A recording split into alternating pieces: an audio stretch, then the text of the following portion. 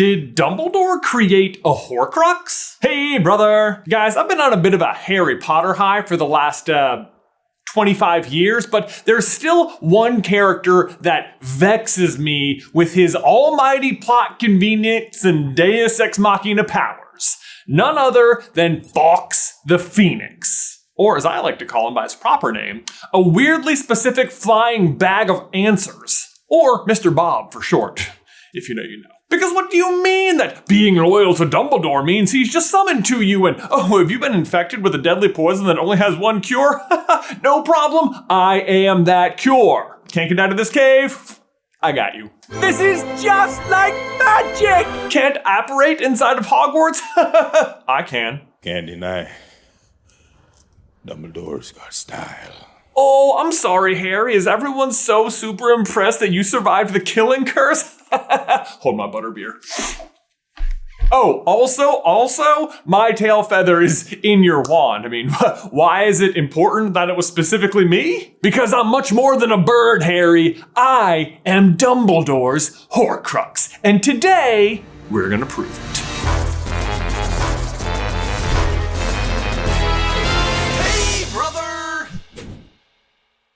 Happy anniversary to us, you guys. Yesterday marked 14 years of SuperCarlinBrothers on YouTube, and I continue to just be in awe of the community that has grown around this channel and the support you guys have shown us over the years. It has been our true honor to just nerd out with you, and we have no plans to stop. But if you've been around that long, then you may know that we have tackled Dumbledore's Horcrux before, and it was met with, mixed reviews, we'll say, from the author. But it has still always been one of our favorite theories, and a lot of new content has come out since then, and I think we've gotten so much better at YouTube since then that we wanted to make an up-to-date version, because despite Fantastic Beasts, it still holds up. Plus, I think we can all agree that the author's opinion has, fallen a little, out of vogue these days. I mean, who does the story really even belong to anyway, It's the fans. So, without any further ado, let's dive on into Dumbledore's Horcrux. Dark and difficult times lie ahead. Horcruxes, as I'm sure we are all well aware, are extremely powerful and dark tools used to preserve your mortality by inserting a piece of your soul into an object. Which, at first glance, may seem really clever and just a good insurance policy anyone could take advantage of. But there is, the tiny caveat of how you split your soul, which is by committing the ultimate act of evil, murder. He's a murderer. Which brings us to our first glaring issue with this theory, which is that Dumbledore hated dark magic. I mean, McGonagall tells us almost straight away in chapter 1. You flatter me, said Dumbledore calmly. Oh, I'm sorry. You flatter me, said Dumbledore calmly. Voldemort had powers I will never have, only because you're too, noble to use them. But either way, he certainly never killed anyone, right? Well, yes, no, and maybe, but in the end, it doesn't actually matter. Allow me to explain. See, in Deathly Hallows, we learn a lot about Dumbledore's tragic past, including one particular event that would change the course of his life forever. The three-way duel between himself, his brother Aberforth, and then boyfriend Grindelwald, which ended in the death of his sister, Ariana. I mean, I think we could call it a situationship at best. You guys touched bloody palms together? It's gonna get infected. Is it obvious I've had 3 kids since I last made this video? Actually, here would be a fun plot twist. The ring had nothing to do with Dumbledore's hand. It's just been slowly decaying since this moment. Neosporin, people! It's not just for muggles! You can no longer feel any pain, and very clearly the bones are not broken. Anyway, the point is that due to the chaos of the duel, they don't know which of the 3 of them actually cast the spell that killed Ariana. You see, Harry, I never knew which one of us in that horrific fight had actually cast the curse that killed my sister. I dreaded beyond all things the knowledge that it had been I who brought about her death.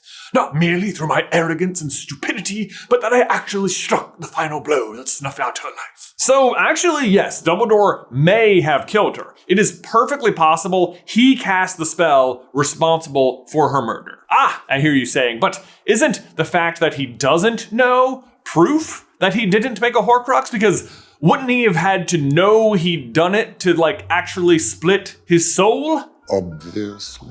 Well, I actually don't think that is the case, because I don't think knowing who specifically killed her even matters in this situation. Because regardless of who cast the spell, Dumbledore blames himself anyway.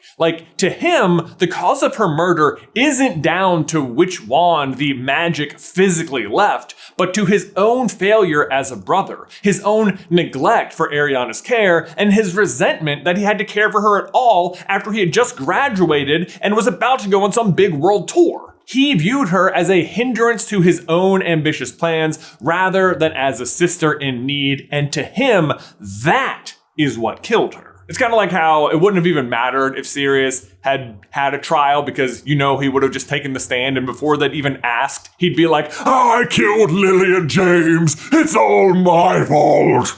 Because you told Peter to... Point is, Dumbledore believed at his core that his own self-importance and arrogance is what killed his sister, which is an act I'm sure he considered evil enough to have split his soul. And we know he never gets over it either, because when he is drinking the drink of despair in Half-Blood Prince, Harry hears him yelling out how everything was his fault, and then later confirms it when he's talking to Aberforth. He thought he was back there with you and Grindelwald. I know he did, said Harry, remembering Dumbledore whimpering, pleading. He thought he was watching Grindelwald hurting you and Ariana. It was torture to him. If you'd seen him then, you wouldn't say he was free.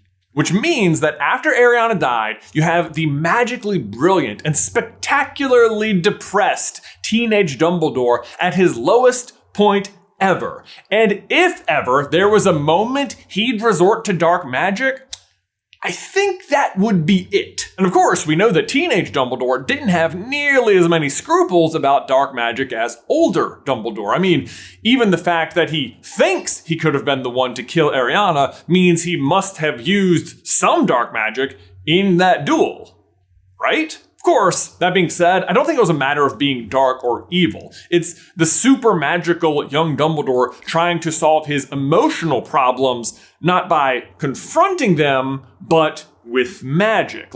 Literally trying to magic away the bad feelings. But here's where it gets sticky for young Dumbledore, because in Harry Potter, what is responsible for your feelings? Your soul. In Order of the Phoenix, after Sirius died, which Harry also blames himself for, look, Voldemort lured me into a trap and then Bellatrix knocked him through the veil. Explain to me how it's not 100% my fault. Like Godfather, like Godson, am I right? Afterwards, though, Dumbledore tells him, Harry, suffering like this proves you are still a man. This pain is part of being human. It's a huge compliment and very instructive, but also kind of a weird thing to say, right? Why would Harry not be a man in this instance? Who am I, Hedwig? But what he means is that Harry's soul is still whole and intact. But it does make you wonder, why would Dumbledore know that being able to feel pain is what makes you still a man? Unless he himself knows what it feels like to be less than one. Which brings us back to Fawkes, the identity of Dumbledore's Horcrux. Because like I said before, Fawkes serves as the story's ultimate bag of tricks. Whether he's showing up out of nowhere, blinding the basilisk, healing its venom, warning Dumbledore, teleporting out of Hogwarts, swallowing Avada Kedavras, or just singing, he can do it all. Now in magic, that's what you call an octuplet threat. He is the ultimate out for so many tricky situations, and yet his origins are not explained. Dumbledore just, has him. Lucky us. Oh, and also his tail feathers are in Harry and Voldemort's wands. Like, it's not relevant, but I guess it's a cool fact that may as well be true, right? Well, I'm going to rephrase that. I mean, obviously it's super relevant that Harry and Voldemort have twin cores. It's like part of, the falling action in book 4 after Cedric climactically dies. And then Voldemort spends all of book 7 trying to work his way around the twin cores. So yes, it is an extremely relevant detail. It's just not ever revealed why it's relevant that Fawkes is the phoenix the feathers came from. It's just one more thing about this bird that doesn't make any sense. Unless Fawkes is Dumbledore's Horcrux, because then everything, and I mean everything about this phoenix and a lot of other story elements begin to really click into place in very satisfying ways. Y'all, right there, we're gonna take a pause to give a massive thank you to today's sponsor, Shopify. Now look, you guys know how much we love what ifs around these parts because it's just like immensely fun to imagine our beloved stories through a brand new lens. But while those must live in our heads, in our hearts, a business you've always daydreamed about doesn't have to, thanks to Shopify. And when you work with Ben, these what ifs are more common than you might think, or I don't know, maybe exactly as common as you might think if you know Ben. Like, what if we created a luxury glam site? What if you opened a hot dog restaurant? What if? It can be a lot to deal with. But when the question came about, what if we opened a coffee company? That was an instant yes. But how? Sure, you gotta find the right beans and the right roaster, and designing the packaging were details and things we had a passion for, but starting a website that people can shop was a totally different beast. But with Shopify's easy-to-use templates and incredible checkout process, we were able to sail right past what felt like the biggest barrier and make our first sales. Plus, Shopify is built to scale whether you're just starting out, or Mattel, or 8 years into your coffee/almost equally candle company. It's time to turn those what ifs into with Shopify today. So sign up for your $1 per month trial at shopify.com/SCB. Again, head over to shopify.com/SCB. Last time, just for safety, shopify.com/SCB. Now, the first time we made this theory, we didn't know when Dumbledore got Fawkes, just that he must have gotten him before 1938 when young Tom Riddle would have gotten his wand. However, since then, the Fantastic Beasts movies have come out and given us some excellent brand new context. Because originally, we thought Dumbledore must have simply sought out a phoenix for himself as a young man who was obsessed with the Deathly Hallows and becoming Master of Death. Because, after all, what could be a better pet than something that is already the Master of Death? But then in Crimes of Grindelwald, Dumbledore tells Newt, "There's a story in my family that a phoenix will come to any Dumbledore in desperate need." All right, great. But then let me ask you guys, when could Dumbledore have ever been in more need in his life than when he was confronted with the death of his sister? Does that not seem to be an occasion for this legend to come true? When Harry is at some of his lowest points, it is only Phoenix Song that lifts him up. It was a sound Harry recognized, though he had heard it only once before in his life. Phoenix Song. It was the sound of hope to Harry, the most beautiful and welcome thing he had ever heard in his life. He felt as though the song were inside him, instead of just around him. Dumbledore even describes music in Harry's first year as, music, a magic beyond anything we teach here.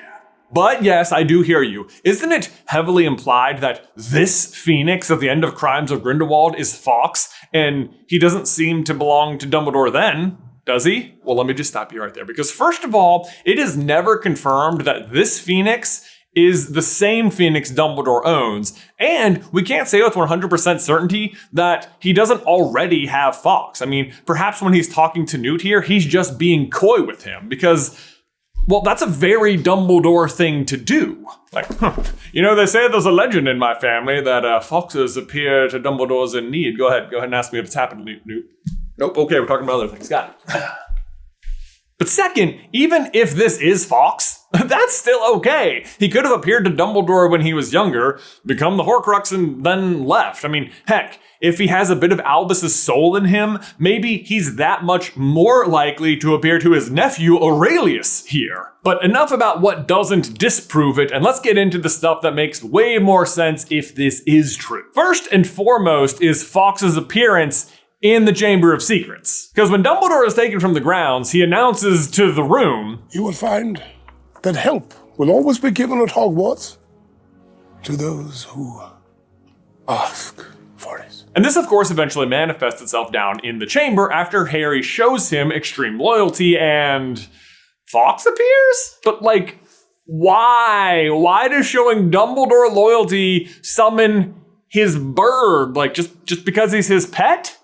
No. It's because a piece of Dumbledore's soul is in Fawkes. And therefore, Fawkes is, in a sense, Dumbledore. Like, Dumbledore himself can't come, but this part of him can. Plus, how much better is the fight in the chamber versus the Basilisk with this context? Because, now it's not just Phoenix versus Basilisk, or even Dumbledore versus Voldemort, but it is literally Horcrux versus Horcrux. In fact, Dumbledore having a creature for a Horcrux also makes him an even better foil to Voldemort, who also has a living creature for a Horcrux in the form of his snake, Nagini. Which I dare say is a relationship Dumbledore clocks a little too easily, if you ask me. Because, remember in Half-Blood Prince when Dumbledore spends entire chapters inside of the Pensieve, spends months hunting down memories, slowly sifting through Voldemort's past and revealing his thought process and rationale for why Voldemort sought out which magical objects to become Horcruxes. It's how he arrives at the ring, the locket, the cup, and even correctly guesses about Ravenclaw.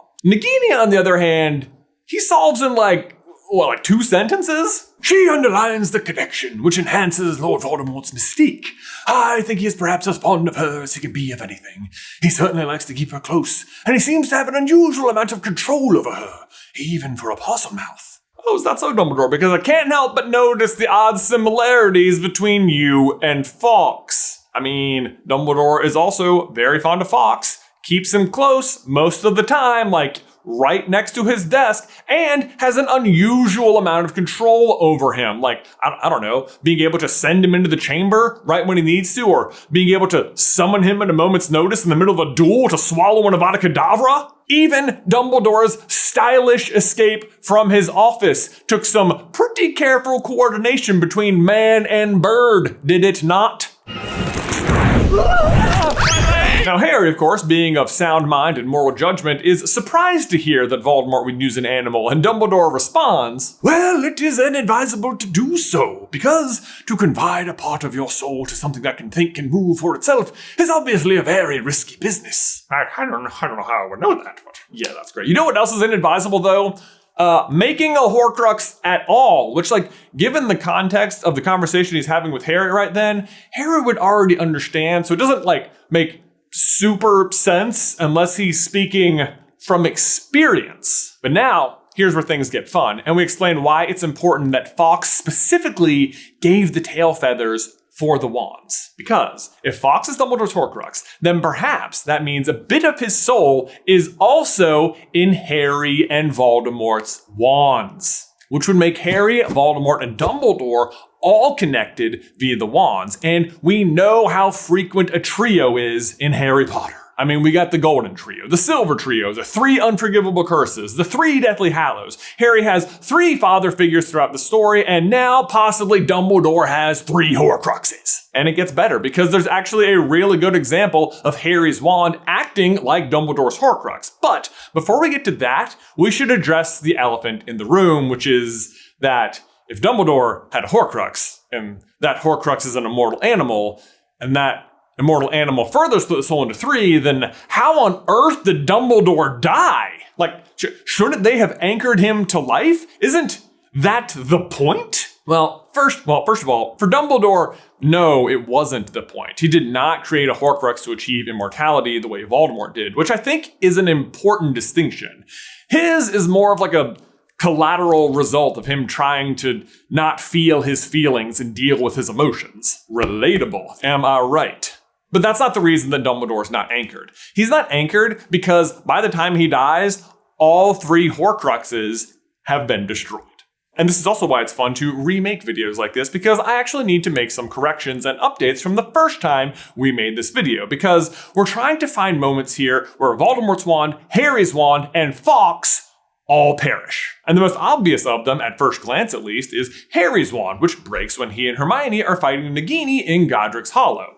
And this time it's even Voldemort's Horcrux destroying Dumbledore's Horcrux. Like, how poetic, right? The problem, though, is that at that point, Dumbledore is already dead. Avada Kedavra. To which I have to say, geez, past me, why didn't you catch that? I'm not gonna lie, on rewrite, this almost stumped me, because when else would Harry's wand have sustained enough damage to purge a Horcrux from it? So you know what I did? I put a pin in it and moved on to Voldemort's wand, because that one actually feels pretty tricky up front. We don't know what happens to it after he discards it for the Elder Wand, but actually that doesn't matter either, because again, at that point, Dumbledore's already dead. But the good news is that there are two extremely reasonable moments for Voldemort's wand to become Horcrux free. First is when he attacks Harry as a baby and the wand backfires, not only destroying his body, but possibly the soul in the wand as well. And the second is when he attacks Harry as a teenager in the graveyard and Harry forces the golden beads back into his wand. I mean, it's a pretty unique wand effect happening here, and it feels more than capable of purging the wand, if you ask me. And then there's Fawkes, the immortal bird, and while it seems like there's no workaround for that, there is. See, when Dumbledore is dueling Voldemort in the Ministry of Magic, he actually summons Fawkes at one point to swallow an Avada Kedavra, and that, I think, is the act that destroys the soul inside of Fawkes. Fawkes, of course, lives on because he's a phoenix, but the Horcrux is destroyed. And yes, we do know that Avada Kedavra can destroy a soul in this exact way, because it is exactly what happens when Voldemort attacks Harry in the woods and only destroys the Horcrux inside of him before Harry comes back like a phoenix. Avada Kedavra! So 2 down, but now I had to come back and take the pin out of the Harry's wand situation, which never sustains any damage prior to Dumbledore's death. This was an issue until I remembered that there was one other way to remove the Horcrux. Remorse. The first one is at the end of Order of the Phoenix, when he finally tells Harry the truth about the prophecy and how bad he has felt for the past 5 years for the flaw in his plan. He defends himself, saying, "Is there a defense? I defy anyone who has watched you as I have, and I have watched you more closely than you can have imagined, not to want to save you more pain than you have already suffered. What did I care if numbers of nameless and faceless people and creatures were slaughtered in the vague future, if in the here and now you were alive and well and happy? I never dreamt I would have such a person on my hands." And then the chapter ends with a single tear trickling down his face. And as this has specifically to do with Harry and it's Harry's wand we're dealing with, I think this could qualify as the moment, but there is another scene I think is maybe just a little bit better. And this is the scene in the cave where Dumbledore is drinking the drink of despair and being forced to relive his worst memories. It is a pain he is forced to feel, a pain that almost kills him. And how does Hermione describe the feeling of remorse? "Remorse," said Hermione. "You don't really feel what you've done. There's a footnote. Apparently the pain of it can destroy you. I can't see Voldemort's attempting it somehow. Can you?" And this one, I think, is way more likely, as it is dealing with the exact situation that would have caused the soul to split in the first place. And for the entire book, Dumbledore has been trying to protect Draco's soul from being split. Yeah, I wonder why. So, how perfect would it be that his soul becomes whole again just before he dies? And how poetic that it is Voldemort's potion that forces it upon him, meaning Dumbledore gets to die healed and is not forced to suffer. Classic Voldemort to defeat himself in this way.